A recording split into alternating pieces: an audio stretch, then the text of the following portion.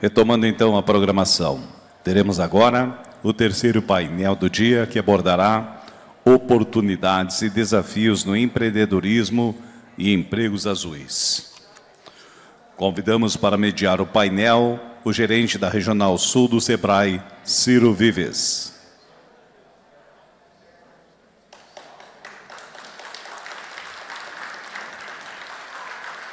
Convidamos para compor o painel o diretor técnico do Sebrae, RS Ariel Berti.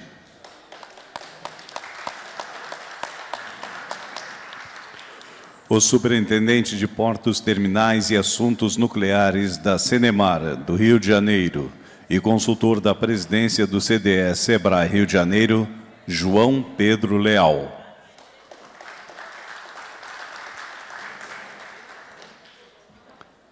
E o secretário de Município de Desenvolvimento, Inovação, Turismo e Economia do Mar, Vitor Mendes Magalhães.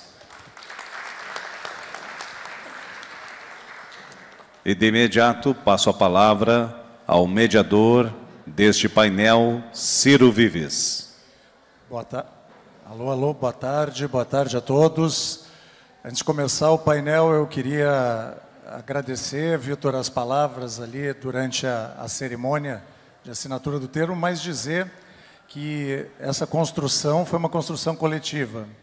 Foi uma construção feita a 6, 7, 8 mãos, entre a universidade, entre a prefeitura, entre a Universidade de Leiria, aos colegas do Sebrae também que ajudaram, intermediaram esse processo. Muitos deles estão presentes hoje aqui e merecem também esse reconhecimento. Então, não tenho dúvida nenhuma, professor Sérgio, que nós vamos ter oportunidades muito importantes para trabalhar com essa temática da economia azul. Inclusive, já estávamos combinando algumas delas agora durante o café, para que esse processo ele se desenvolva de uma maneira bastante intensa e que traga efetivamente resultados através dos indicadores que nós pensamos em conduzir. Senhores, além de estarmos na capital das águas, nós estamos vivendo a década dos oceanos. Não sei se todos têm ciência disso, mas a ONU instituiu essa temática, diretor Ariel, de 2021 a 2030, a década dos oceanos, para um entendimento da importância do tema, das atividades marinhas, da sustentabilidade e da responsabilidade que todos temos no desenvolvimento dessa temática. Nós temos uma costa de 8.000 quilômetros aqui no Brasil, mais de 400 municípios na costa brasileira, e aqui no Rio Grande do Sul, cerca de 39 municípios que estão aptos a poder fazer esse desenvolvimento e poder propor também todas essas atividades de uma maneira bastante intensa. Nós, do Sebrae, desenvolvemos uma estratégia há alguns anos, capitaneada pelo colega André Campos, que está aqui conosco hoje. Obrigado, André, por ter vindo, que se chamou Foresight Estratégico, que era poder, através de visões de futuro, entender as tendências de futuro, mapear essas tendências e poder trabalhar em cima delas, desenvolver uma estratégia que pudesse efetivamente promover a transformação de territórios. Isso nós estamos vivendo na prática agora. Estamos vivendo aqui, estamos vivendo hoje, e muito do resultado que a gente começou lá atrás, e que depois vocês vão ver aqui através dessas falas dos meus colegas debatedores, viraram realidade, acabaram se materializando. Por fim, lembrando também que, Renato, até no teu comentário sobre as governanças, nós temos já instituído, a prefeita falou disso, o Grande Pacto pela Inovação, que é uma governança que reúne as 4 hélices aqui, talvez mais hélices até, e que colocou como visão de futuro para 2030, para os próximos 10 anos, 12 anos, que Rio Grande se torne uma referência em economia azul, uma referência internacional, e nós já estamos começando com esse passo, professor.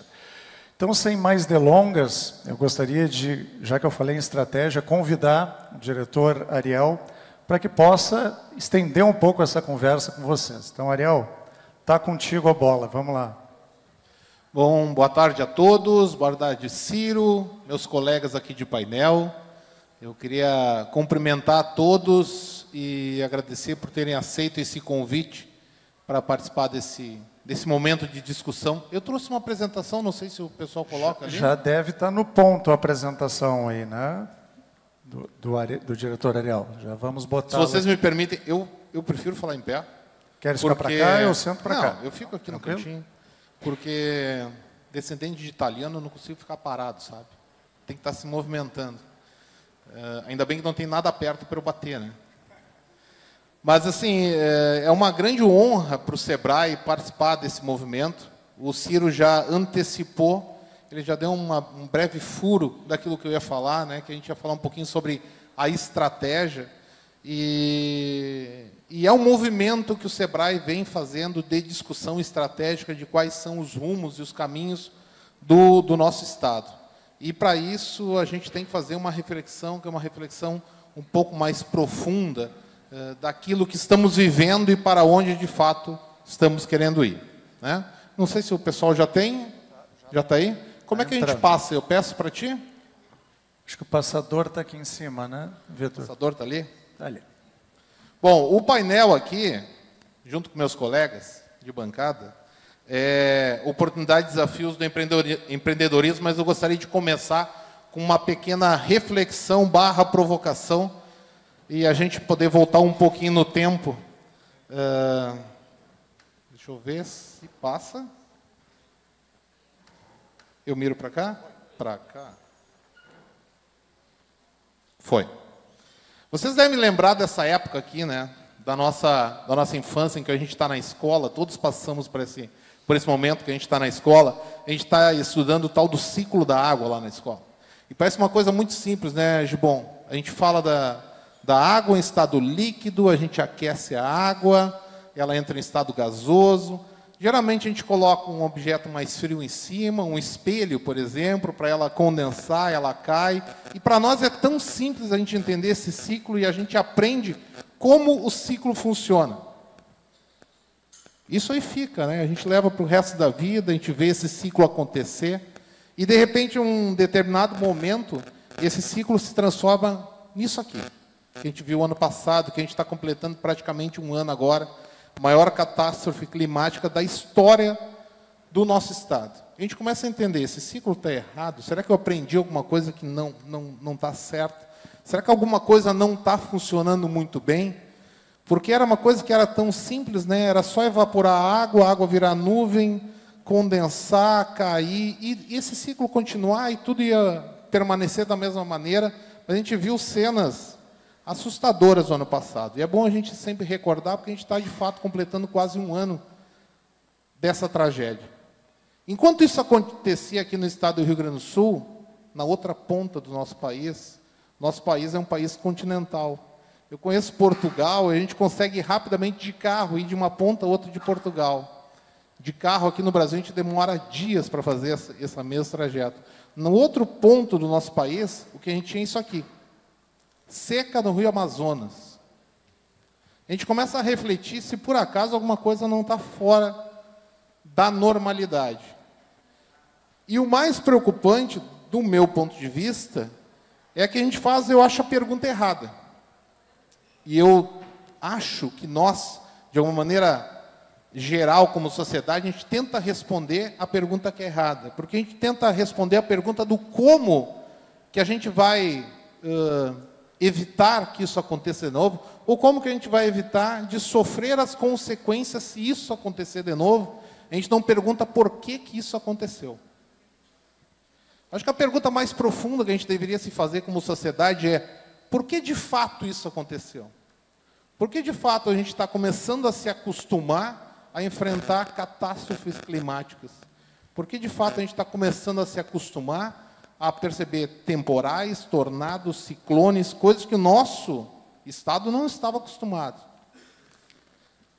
Mas isso não vem de uma hora para outra. Se a gente parar para analisar, a gente vai perceber que antes dessa catástrofe que aconteceu o ano passado, menos de meio ano antes, isso já havia acontecido em proporções menores.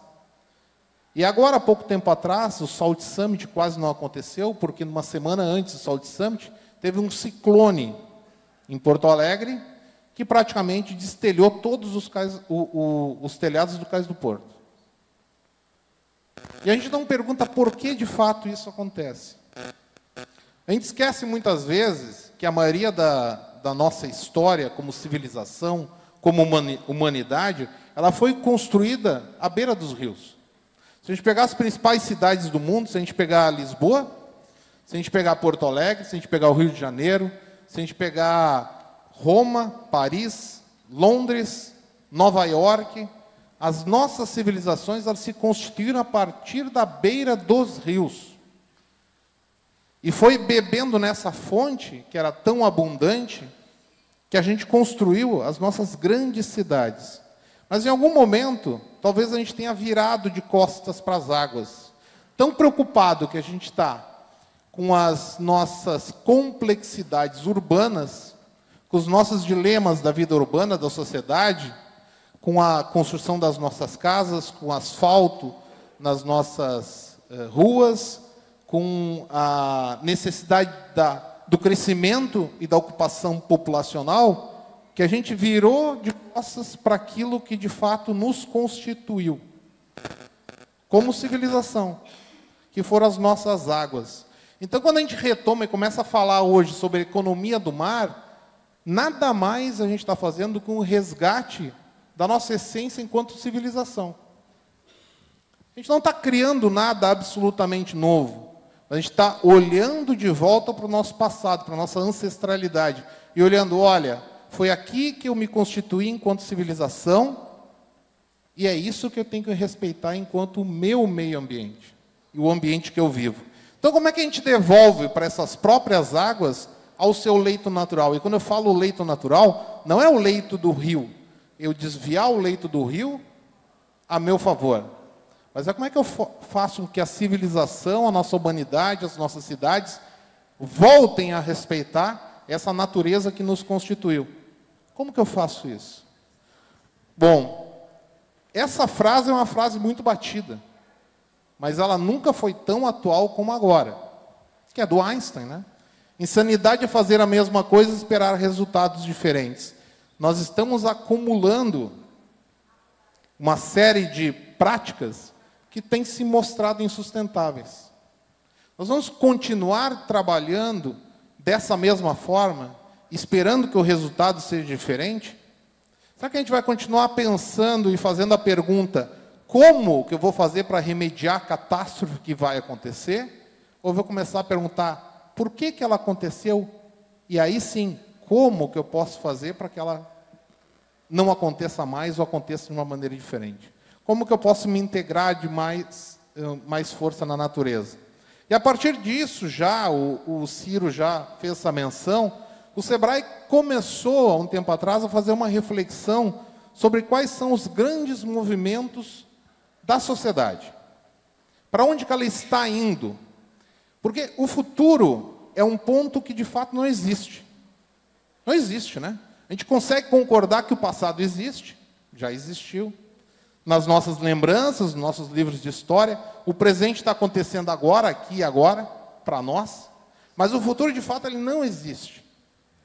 Mas a gente pode imaginar como que ele poderia ser. E se a gente pode imaginar como que ele poderia ser, a gente não pode imaginar ele um futuro melhor do que ele será? E é pensando nesse futuro melhor do que ele será, que a gente tem que olhar quais são as tendências e para onde que esse presente está nos levando. Porque existem coisas que estão acontecendo, existem movimentos sociais, culturais, ambientais, que estão nos levando para um determinado caminho. Será que a gente não pode mudar esse caminho? E a partir dessa reflexão e dessa provocação, que o Sebrae começou a olhar estrategicamente qual é o Rio Grande do Sul que se quer. E o Rio Grande do Sul que se quer, ele tem que ser um futuro de uma construção coletiva, ele não é feito por um único ator. E por isso que a gente tem que saudar o fato de que aqui nós temos vários integrantes da sociedade civil, sociedade pública, da academia. Nós temos vários atores aqui, porque são todos atores juntos que constituem esse nosso futuro. É uma construção que, de fato, é coletiva. E a partir das grandes tendências analisadas pelo Sebrae, nós conseguimos identificar 4 grandes ângulos que nos interessam como futuro. E se nos interessam como futuro, é um futuro que nós, enquanto Sebrae, desejamos construir. E desejamos construir com os outros, não sozinhos. Esses 4 ângulos são as novas economias, que é um pouco sobre o que eu vou falar aqui, sobre as juventudes empreendedoras, a prosperidade dos microterritórios e a equidade digital. São 4 futuros que nós acreditamos que, construídos de forma coletiva e conjunta, podem mudar o aspecto dessa nossa vida em sociedade. Só que nós temos que partir para essa construção do futuro daquilo que temos hoje instalados. Aquilo que a gente chama de economia madura. A gente não pode pensar em uma nova economia jogando no lixo completamente aquela economia que hoje temos.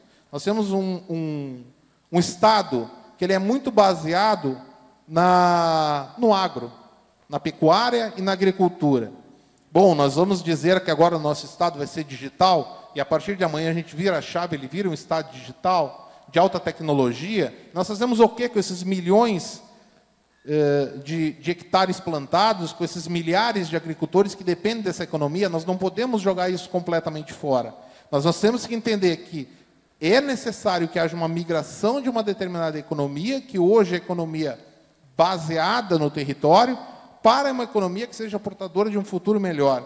E por isso a gente tem, então, essa interseção aqui, entre essa relação entre uma economia madura e a nova economia. É nessa interseção em que a economia madura, atual, ela impulsiona essa nova economia, e essa economia é, então, a nossa economia portadora de futuro. E, para isso, a gente está falando em rematrizar a economia do Estado.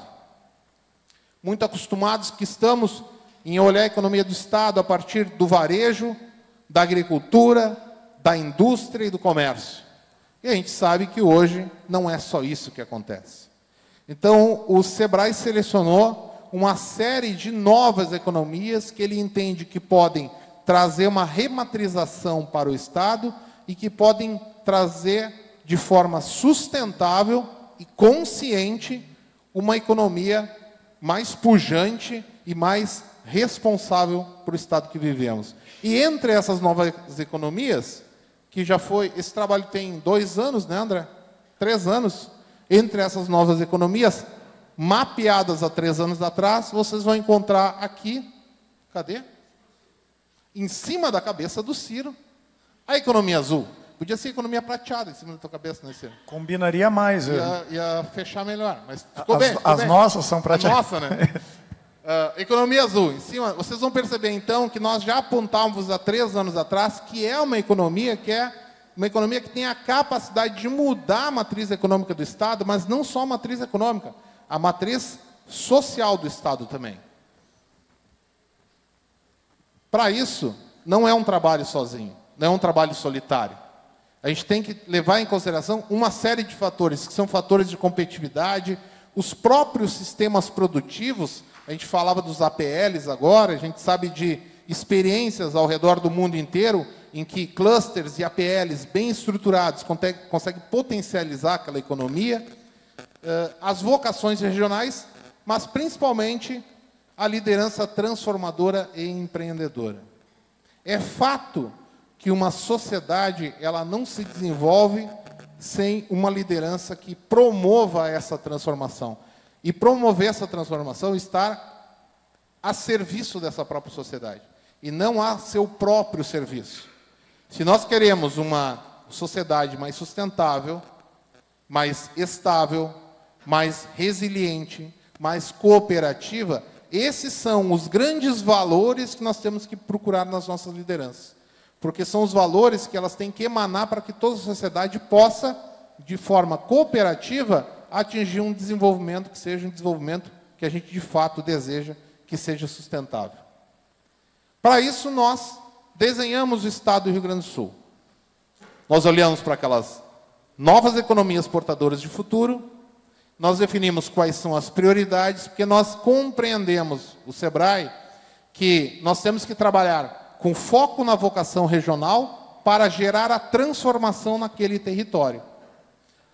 Como eu falei, a gente não pode simplesmente ignorar tudo aquilo que foi feito, a gente tem que utilizar tudo aquilo que foi feito, tudo aquilo que está como capacidade instalada no território para poder gerar transformação.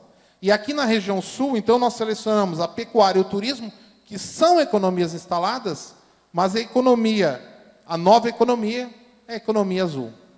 Então, percebemos toda a região sul, que está atrás do Ciro. O garoto do tempo... não vou bem, ficar né? de cabeça para baixo. Mas a região sul, que é as macro-regiões, são 9 macro-regiões que nós definimos no SEBRAE do Rio Grande do Sul, mas toda essa região sul aqui, nós vamos trabalhar de forma intensiva a economia azul, porque nós acreditamos que a economia azul, ela é economia para essa região, que tem a capacidade de transformar o território para um território que seja um território mais sustentável, com uma matriz econômica mais eficiente. E aí algumas coisas que a gente precisa para que isso aconteça. E eu vou destacar só algumas delas. Conscientização e cultura local, por exemplo. A gente não consegue rematrizar uma economia, impulsionar uma economia, se a gente não tiver aquela cultura instalada aqui. E essa cultura que a gente fala em Rio Grande é a cultura de quem vive em comunhão com a água, que sabe que dali veio e dali depende, e precisa ter essa relação simbiótica com a água. As inovações tecnológicas e a pesquisa científica, porque a gente tem que acreditar que a academia tem uma capacidade de trazer novas soluções para problemas que estão diante de nós e que só o poder econômico não tem a capacidade de trazer. A gente precisa da pesquisa, a gente precisa das iniciativas tecnológicas, a capacitação e qualificação profissional, porque é o fator humano aquele que de fato faz a diferença. Sem pessoas competentes, sem pessoas qualificadas, sem pessoas engajadas, a gente não consegue a verdadeira transformação. O turismo náutico e o ecoturismo, que talvez seja uma nova vocação aqui para a região, afinal a gente tem tantas belezas naturais aqui na região, e por que não utilizar, explorar de uma maneira consciente essas belezas? A indústria naval e logística marítima, então, a partir daquilo que já temos instalados, que é o porto, por exemplo, a gente tem que compreender ele como sendo uma parte importante da nossa cidade e uma parte importante da nossa economia, e como que esse porto vai fazer com que essa economia se impulsione de forma sustentável. E, por fim, lideranças engajadas. Voltando, a liderança, ela precisa estar engajada em uma proposta de desenvolvimento, porque se ela não estiver engajada na proposta de desenvolvimento, esse desenvolvimento, de fato, não vai seguir adiante. E compreender, por fim, que tudo está conectado. A gente tem que cuidar para que a nossa economia azul, baseada na sustentabilidade, ela não vire apenas um modismo. Tá? E eu gosto de citar o exemplo da capivara. Tá? Você sabe que capivara virou o bicho queridinho de todo mundo, né? Eu vi uma postagem há pouco tempo atrás de um café, Capicafé, que criaram lá no Japão. Que aí eles têm umas xicrinhas de capivara, tem quadros de capivara, e tem capivaras dentro do café. E as pessoas ficam interagindo com as capivaras, dando cenourinha para as capivaras. Tá? Bom, a capivara é um animal, ou capincho para nós aqui do sul, né? Capincho, que vive 60% do tempo dela dentro da água. Não dentro de um café. Daqui a pouco a gente vai fazer o quê? Nós vamos pegar o Chico, né? E eu vou dizer assim, não, eu vou fazer uma piscina lá em casa, vou botar o Chico lá dentro da piscina. Não, o lugar do Chico é na natureza, é no lugar onde ele nasceu e foi criado para estar. Então a gente tem que cuidar, quando a gente fala em uma nova matrização de economia, para que a gente não caia em alguns perigos, né, de tentar comoditizar ou tornar consumível essa nossa economia, mas que de fato ela seja de fato consciente. Consciente e respeitosa com aquele meio ambiente. Para isso, agora vem as boas notícias. O SEBRAE, nacionalmente, está muito preocupado com a questão dos biomas brasileiros. E lançou, há pouco tempo atrás, um projeto chamado Inova Bioma SEBRAE. Nós estamos falando de, como falamos de um país que é continental, de vários biomas. Então, nós falamos da bioma Amazônia, Cerrado, Mata Atlântica, Pampa, Caatinga e Pantanal.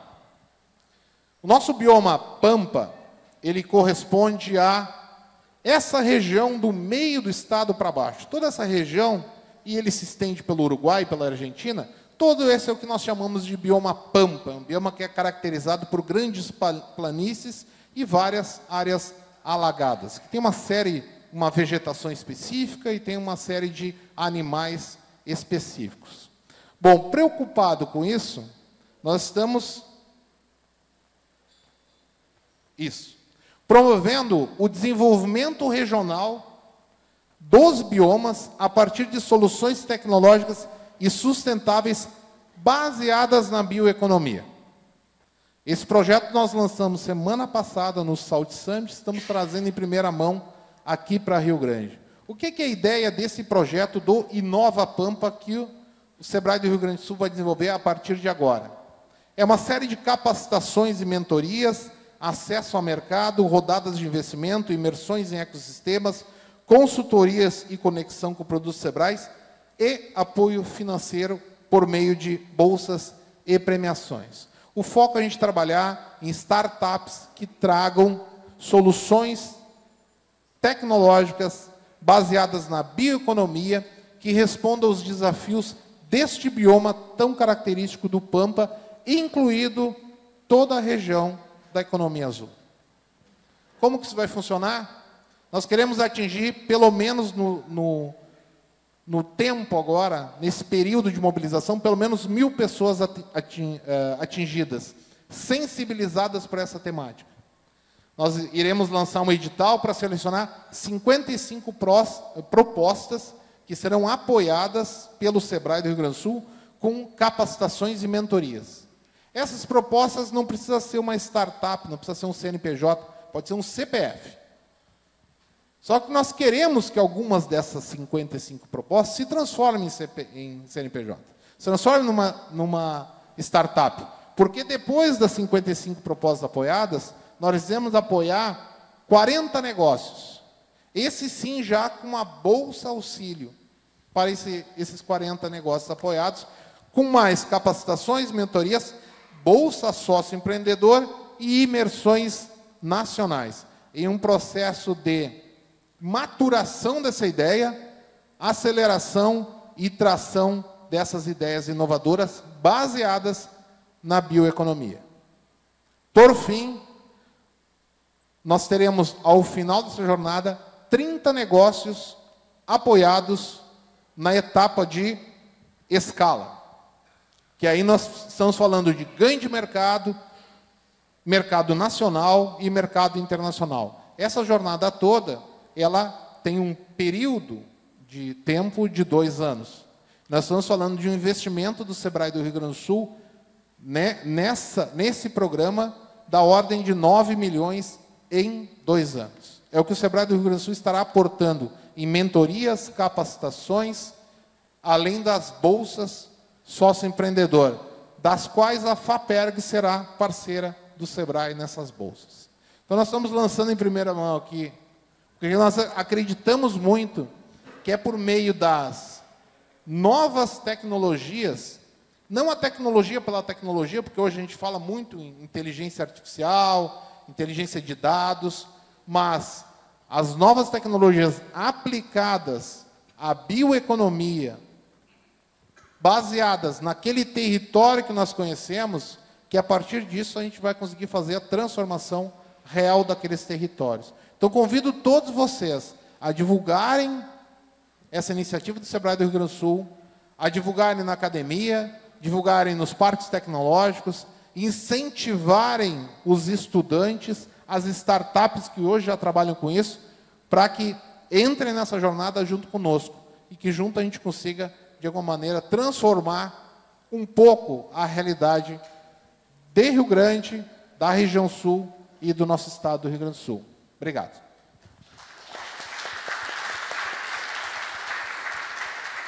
Muito bem, muito bom, diretor Ariel, muito bacana. Acho que vimos aqui uma série de oportunidades de transformação e um lançamento, né, do Inova Pampa como uma estratégia que pode e deve conectar com os nossos trabalhos aqui, seja da governança, seja do Grande Pacto, seja na academia e também no setor público. Eu acho que tem oportunidades latentes, e olhando para o micro e pequeno empreendedor, isso aqui é um trabalho, e é um incansável trabalho do Sebrae, no sentido de poder transformar a vida, tirar ele de um ponto, né, e transformar para outro, em termos de desenvolvimento.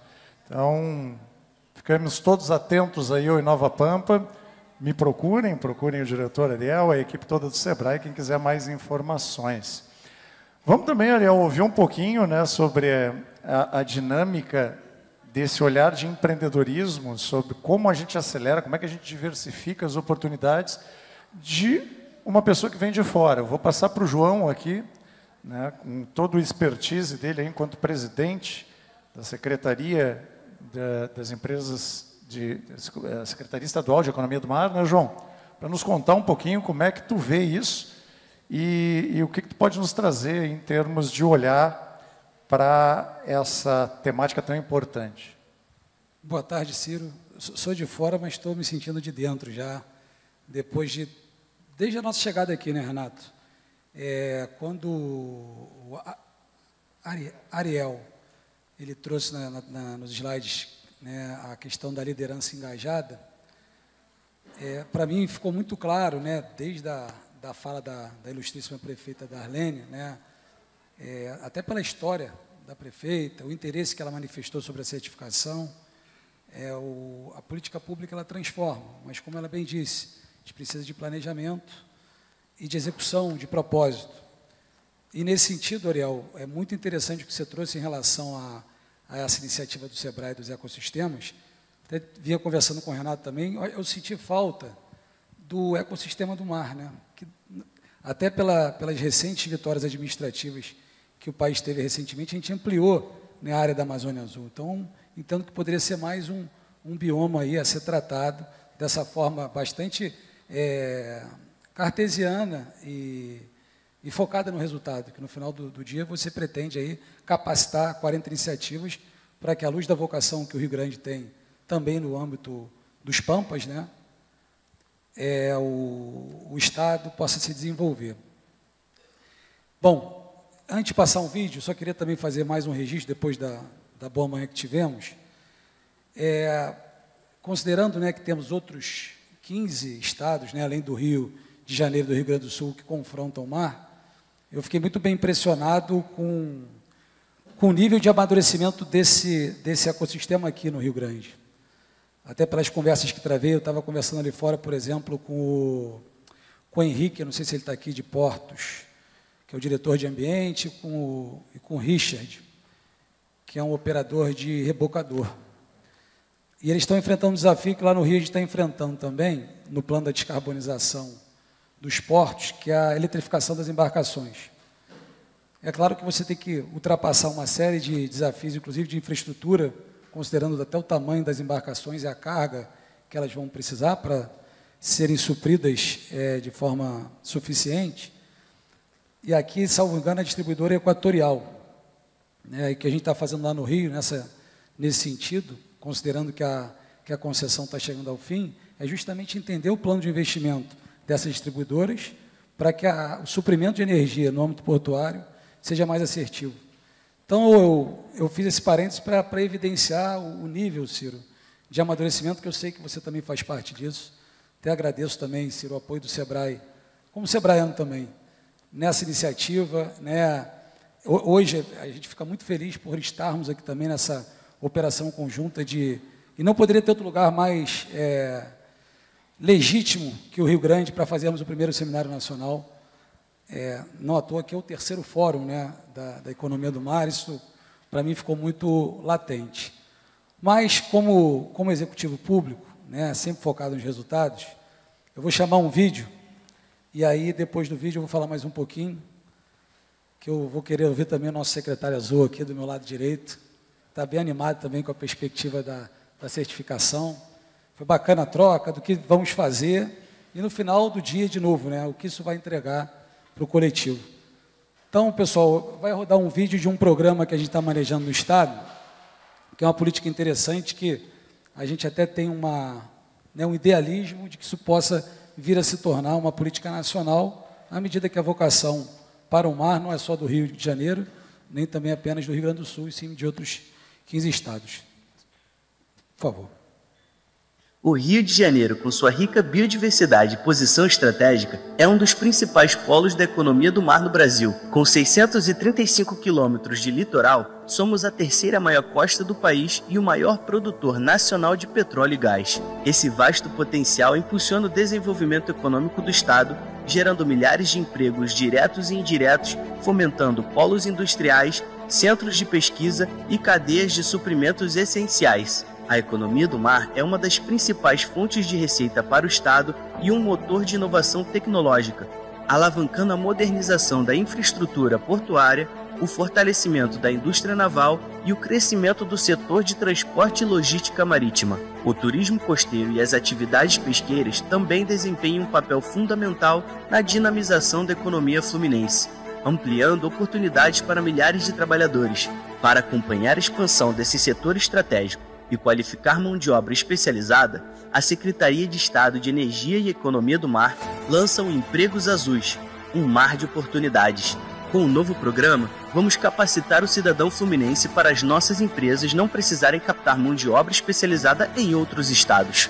Serão oferecidos cursos como segurança e montagem de andaime, movimentação de carga, taifeiro, pintura industrial e corrosão, arraiz amador, soldador, mecânico de motor a diesel, eletricista de embarcações, caldeireiro, segurança de plataforma, combate a incêndio e operador de guindaste, entre tantos outros, garantindo treinamento de qualidade e certificação reconhecida, fortalecendo a competitividade regional para os trabalhadores fluminenses. Junte-se à Secretaria de Energia e Economia do Mar e ao programa Empregos Azuis e embarque em um futuro cheio de oportunidades.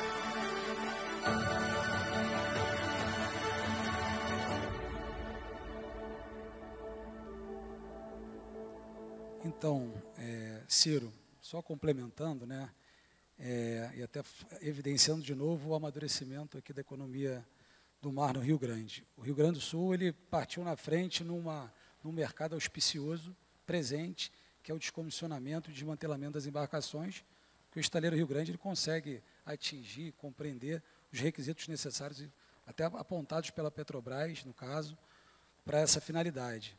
Então, a gente precisa, a transformação ela ocorre pelas pessoas. A gente entendeu, a partir de um estudo da Bespetro, e agora a gente está evoluindo esse estudo, não sei se o João está aqui da Bemar, com a Bemar, porque, conforme até apontado pelo presidente do Senai Rio, essa curva de oferta e procura, ela não é muito linear. Então, também a gente está tendo uma preocupação de não qualificar a torta e direito, e sim, à medida que o mercado demanda, a gente tem que estar com essa qualificação programada. É claro que essa equalização não é tão simples, mas a gente está buscando essa excelência, até porque a gente está falando de recurso público. Quando a gente lançou esse programa, a gente tinha um orçamento muito pequeno, que talvez não iria qualificar nem 1.000 pessoas. E aí o nosso governador entendeu da importância do programa, a gente tem uma meta de até o final do ano que vem capacitar 12.000 pessoas, para que essas pessoas estejam habilitadas e aptas para quando essas oportunidades aparecerem. E como a prefeita Darlene colocou aqui hoje pela manhã, ninguém faz nada sozinho. Então, a gente buscou, até porque, pessoal, até para mostrar que também esse programa não tem nenhum mistério, liderança engajada, articulação. O Senai, no lançamento do programa, eles haviam se comprometido conosco com 1.000 bolsas. No lançamento, na semana passada a gente fez um evento sobre petróleo, e o Senai estava lá e anunciou no ato do evento mais 1.000 bolsas, né?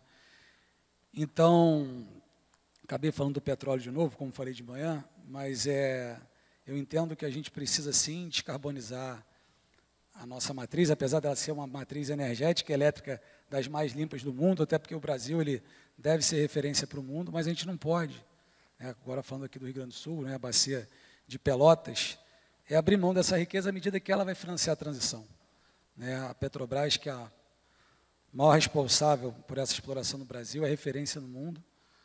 Nunca houve nenhum tipo de relato de incidente ambiental. Houve um incidente na Baía de Guanabara, mas ali não foi no downstream, foi no upstream do transporte, um ato criminoso. Então, eu entendo que a gente deve avançar em novas fronteiras. E essas novas fronteiras gerarão novas oportunidades, e a população precisa estar pronta, Ciro, para aproveitar essa oportunidade. Então, agradeço, Ciro, agradeço aqui ao presidente do CDL, que também manejou o seminário, pela oportunidade de a gente estar aqui, dividir boas práticas e avançarmos juntos aí em prol da economia do mar. Obrigado, Ciro. Obrigado, João. Muito obrigado pelas palavras. Eu acho que a gente tem uma visão muito importante, né, desse desenvolvimento no Rio de Janeiro e de como a gente pode transferir também esse conhecimento, essa tecnologia, o aprendizado. O objetivo é esse, né? Assim como a gente fez com Leiria, João, poder estender também essas parcerias, essas conexões com secretarias de outros estados que já têm esse processo de desenvolvimento de uma forma talvez mais apurada. E Rio Grande vive um grande momento de oportunidades, né? Temos os desafios, certamente temos, mas temos oportunidades hoje. Nós temos uma BR já praticamente duplicada, está facilitando sobremaneira, né, o trânsito, o escoamento de toda a produção aqui para os portos.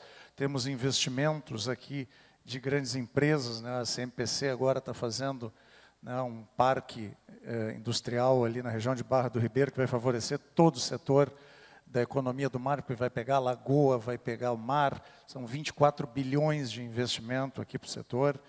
Nós temos também investimentos do governo francês aqui em Rio Grande, Vitor, que eu já vou te passar para comentar sobre isso. Temos também investimentos navais, né, 3 novos navios sendo construídos aqui, com investimentos federais. Enfim, tem oportunidade, João, que a gente precisa olhar e entender como é que transforma em desenvolvimento e acelera esse processo.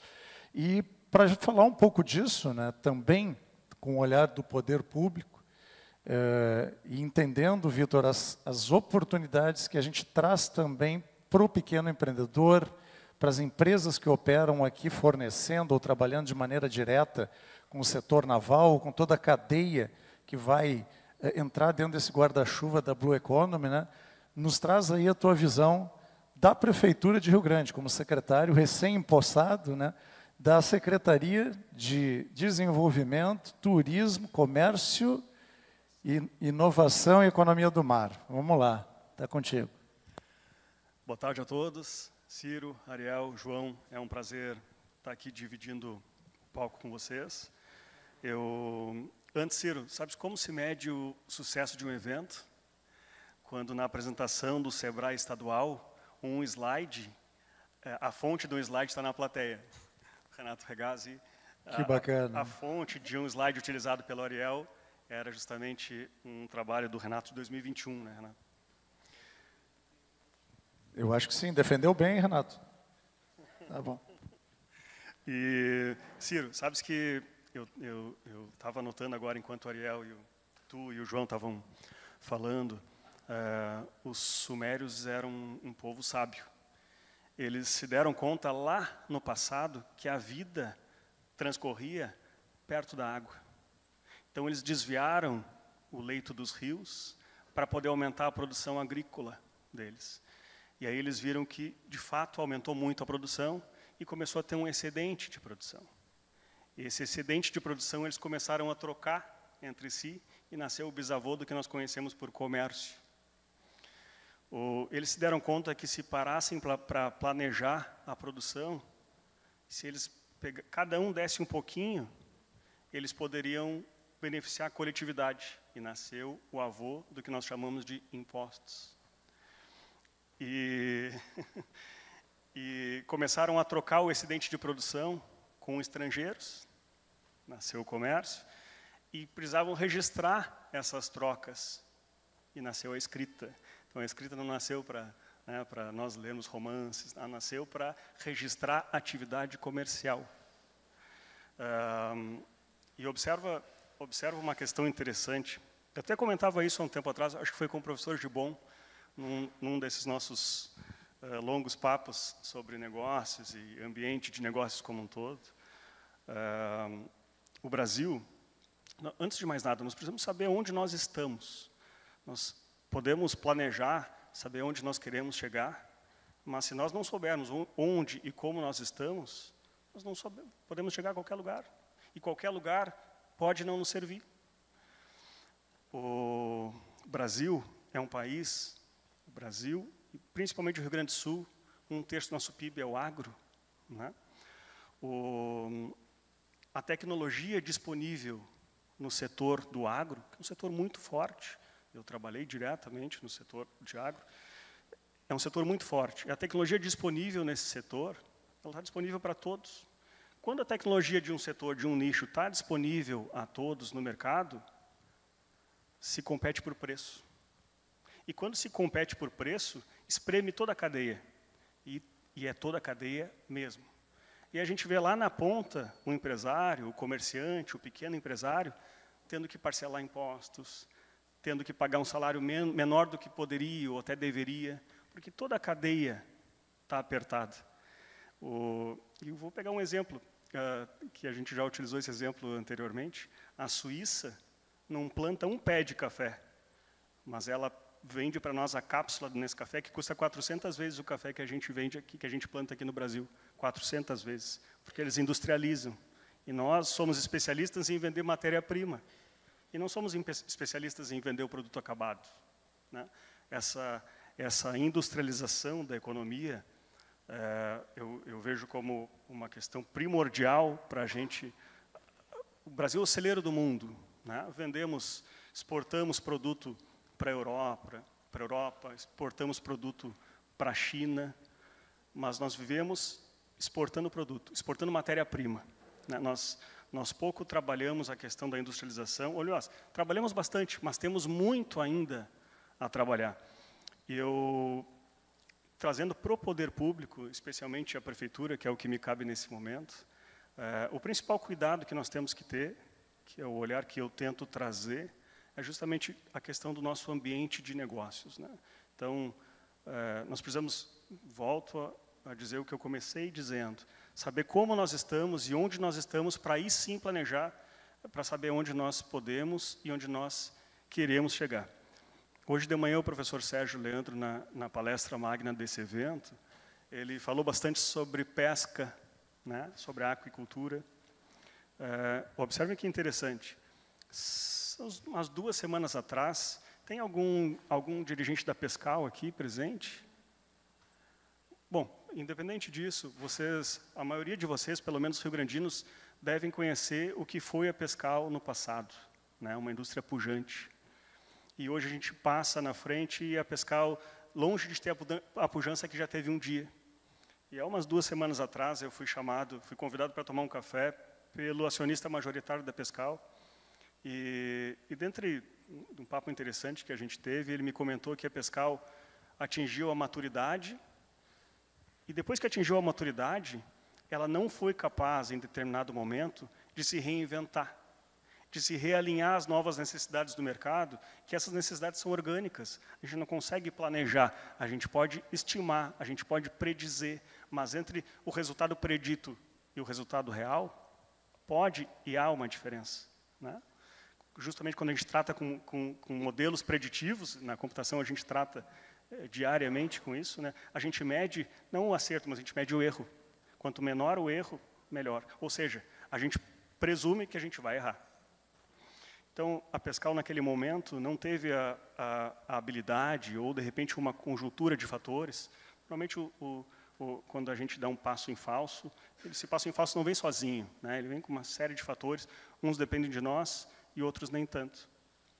E o importante disso é que a Pescal agora viu que pode e deve se reinventar e está se reinventando. Como a Pescal está fazendo, ela viu que o cliente dela, que pode dar essa virada de chave para a indústria, não está no Brasil, está fora do Brasil.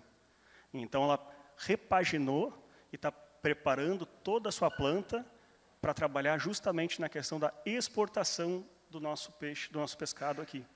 E aí a Pescal entende que pode fazer essa virada de chave. Então, observem que um exemplo, a gente utilizou só a Pescal como exemplo, mas é um exemplo de que eles se identificaram, viram onde eles estão e aonde eles querem chegar, né? E, em termos de prefeitura municipal, a questão do nosso ambiente de negócios, né? Nós dividimos nosso ambiente de negócio aqui em Rio Grande, da porta para dentro da prefeitura e da porta para fora da prefeitura. Está sendo a minha primeira experiência no poder público, eu nunca tinha participado. Aliás, quando recebi o convite da prefeita, falamos pessoalmente tomando um café também. Aliás, as grandes coisas se resolvem com café, né? E eu ainda comentei com ela, prefeita, eu nunca participei de nada público, né? Não tenho nenhuma filiação partidária e não vou ter, porque a minha liberdade não tem preço. E para mim vai ser um desafio, de fato, né? E ela disse, mas eu não estou te pedindo filiação, não estou te pedindo nada, estou te pedindo trabalho. Me ajuda a conectar com a atividade econômica. E a segunda pergunta que eu fiz para ela foi, prefeita, o que a senhora entende por desenvolvimento econômico? É a pasta que a senhora está me convidando. Qual é o entendimento da senhora sobre desenvolvimento econômico? E ela me respondeu, Vitor, para mim, desenvolvimento econômico é o relacionamento do poder público com a atividade econômica. Relacionamento do poder público com empresas. E aí é que deu match, porque é exatamente o que eu penso. E é nisso que ela me pediu ajuda e contribuição, e é nisso que eu estou tentando fazer, contribuir, para que a gente consiga aproximar empresas já existentes ou futuras empresas do poder público. Como isso? Como isso? Ambiente de negócios. Melhorando o nosso ambiente de negócios. Da porta para dentro da prefeitura, os processos precisam ser ágeis, eles precisam ser padronizados, eles precisam ser controlados, eles precisam ser claros. A regra do jogo tem que ser clara e tem que ser isonômica para todo mundo. Da porta para dentro da prefeitura é isso. Celery. A gente entende, a gente comenta, prefeitura, poder público é muita burocracia. Na verdade, eu comento isso, é uma disfunção da teoria burocrática proposta por Weber lá atrás. O que a gente entende por burocracia não é burocracia, é uma disfunção da burocracia. Os processos precisam ser burocráticos, entre aspas, porque precisam ser controlados. A gente está falando é público, não é meu, não é teu, é de todos. E da porta para fora da prefeitura, o que nós precisamos fazer para criar as condições necessárias para que o empreendedorismo seja fomentado? Esse é o desafio. E observem que vamos trazer mais para a nossa realidade ainda. Vamos falar sobre Rio Grande. Rio Grande, quando nós falamos com grandes players para atração de investimentos, e nós estamos trabalhando com grandes players, normalmente são 4 pontos que são comuns entre todos os players. Primeiro, a questão da formação da mão de obra. Tem muitas e muitas cidades que Rio Grande compete, inclusive, para trazer investimento externo, que não tem Universidade Federal. Rio Grande tem. Rio Grande tem a FURG e tem o IFE. Tem 2, o IFE-RS. E ainda tem as universidades privadas. Rio Grande é rico, é uma indústria de formação de mão de obra, colocando profissionais no mercado anualmente. Então, primeiro ponto, já matamos. A segunda questão, área disponível. Grandes investimentos precisam de área disponível. Quem aqui de Rio Grande não passa do nosso distrito industrial e vê umas quantas áreas à disposição? Umas quantas áreas à disposição? Ou seja, há espaço disponível. Além do espaço disponível, há programas, o nosso distrito industrial, vocês sabem que não é municipal, ele é estadual, e o governo do estado, ele construiu alternativas para que quem queira investir na cidade do Rio Grande tenha até 90% de desconto na aquisição da área, 90% de desconto na aquisição da área. Então, temos mão de obra, temos área disponível, A terceira questão, incentivo fiscal. Já tem essa questão da área, que eu falei para vocês, e de que forma nós vamos possibilitar que o investidor de fora, o possível investidor de fora, venha para cá para ganhar dinheiro. É isso que ele vem fazer em Rio Grande, ganhar dinheiro. O que a gente vai oferecer de renúncia fiscal, de incentivo fiscal ou de benefício fiscal? Não estou falando de isenção, vou falar de benefício fiscal. A gente vai reduzir de imposto municipal, obviamente, para que ele venha para cá.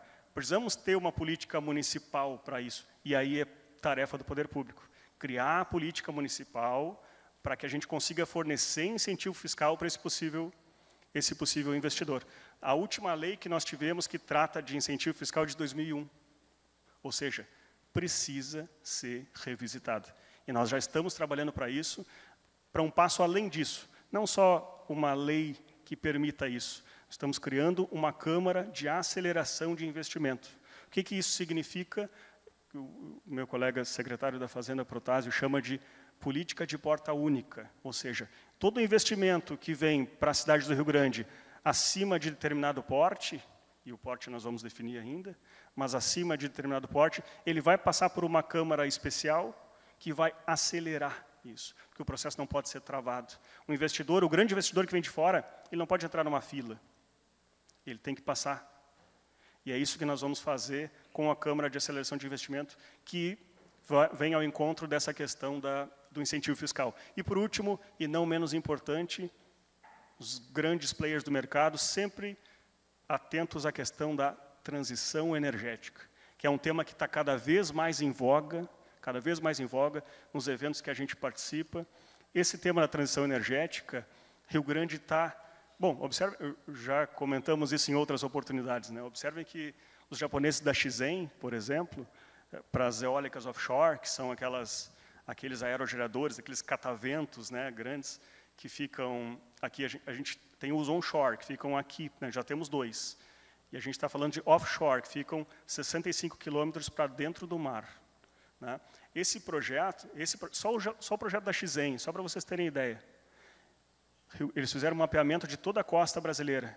Rio Grande é o ponto do Brasil que tem as melhores condições para instalação das eólicas offshore. E a gente está falando de um projeto de 9 bilhões de dólares. A gente está falando de um parque com 200 aerogeradores. Temos 3 cadastrados. 3 de 200 aerogeradores, de 9 bilhões de dólares cada um.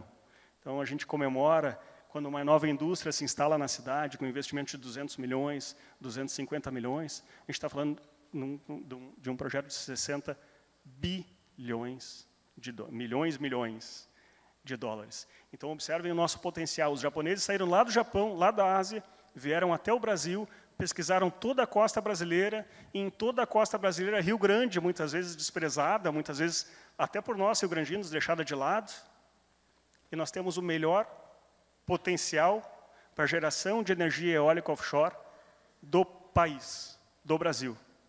Então, observem que essa questão da transição energética, só um preâmbulo rapidinho, só para o pessoal que não conhece um pouco da eólica offshore, o negócio... estão esperando fazer o leilão da área dentro da água, né? Então vão instalar os aerogeradores e a energia gerada vai ser deles. Eles não vão colocar na rede da CE, obviamente não. Essa energia gerada vai ser deles, eles vão vender. Naturalmente, uma empresa desse porte não vai instalar aerogeradores para guardar energia.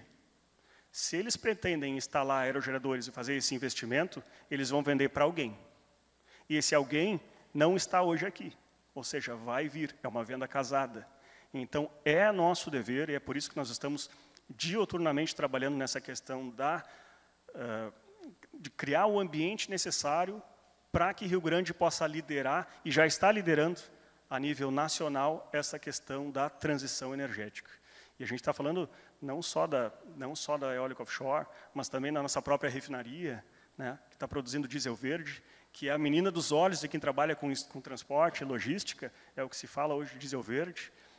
Hoje ainda está muito premente, muito recente, embrionária essa questão, porque não está no nosso dia a dia, ainda está fora do nosso alcance. A gente só lê a respeito disso, a gente só ouve falar a respeito disso, mas eu tenho absoluta certeza que daqui a um tempo vai fazer parte do nosso dia a dia, e aí nós vamos nos lembrar, dessas ações que nós estamos fazendo agora, possibilitando para que no futuro nós tenhamos isso. Então, eu enxergo, a minha visão, Ciro, que a tarefa do poder público é facilitar, é criar as condições. O Estado, na minha humilde opinião, o Estado não gera riqueza. Ele possibilita que o ente privado gere riqueza.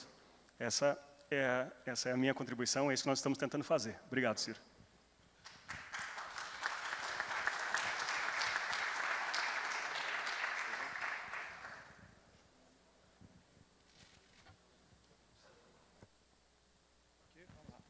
Oi.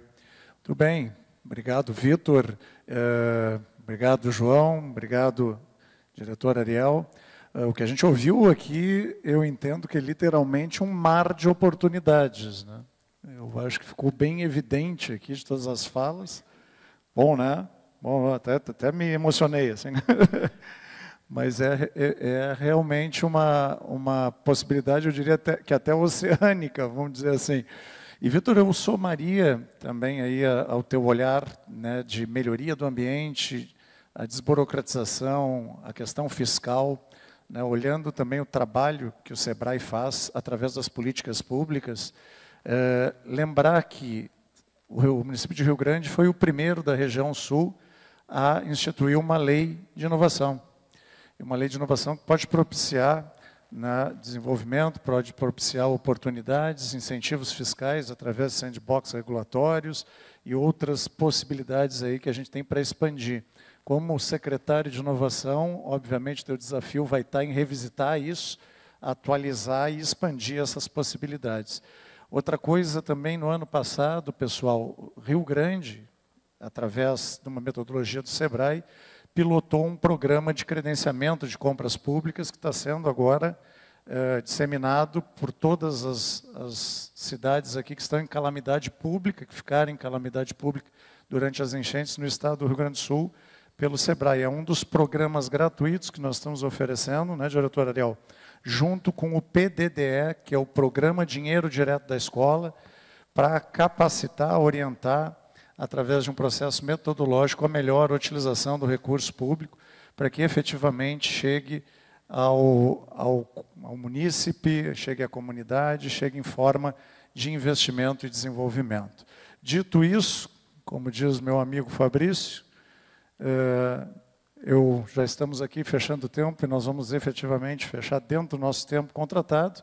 Quero agradecer a todos vocês, parabenizar pelo trabalho, parabenizar pelas falas e declaro encerrado, meu amigo Roger, o painel de empregos azuis.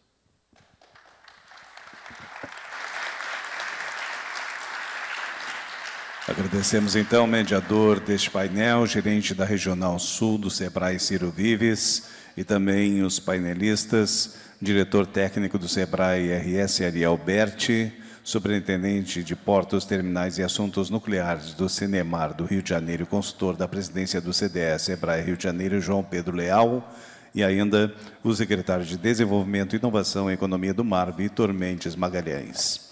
Convido o gerente da agência do Sicredi Rio Grande, Marcos Butoff, para fazer a entrega de um livro do projeto da Praia do Cassino, Onde Bate um Vento Bom, produzido pelos fotógrafos Thierry Rios e Rita Martins.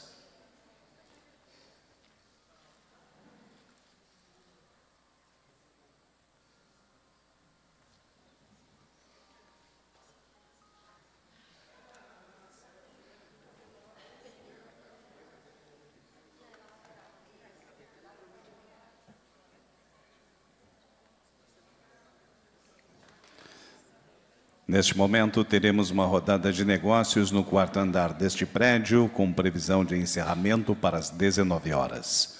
O objetivo desta iniciativa é promover encontros empresariais que fomentem a realização de negócios entre empresas compradoras e fornecedoras da economia do mar.